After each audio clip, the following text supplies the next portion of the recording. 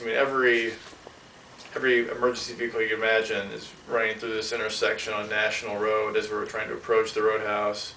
We quickly decided it was just not going to be working out for dinner that night.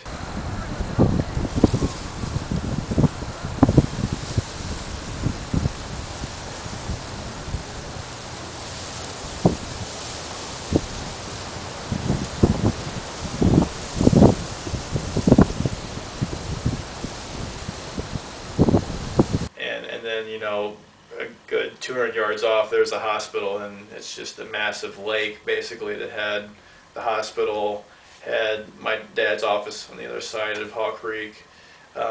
It was all flooded, and it was amazing. It was just, you know, three and a half hours after I left the hospital that could have happened.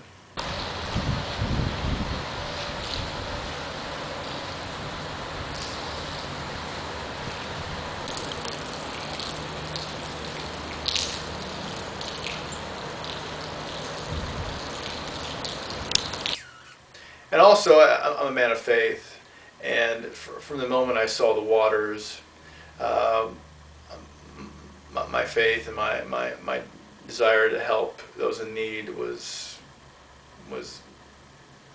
very direct, very specific. You know, I had served in Mississippi for 2 summers after Katrina, so I had some experience in serving after disaster, and I just felt really that God was saying, you know, you're prepared for this.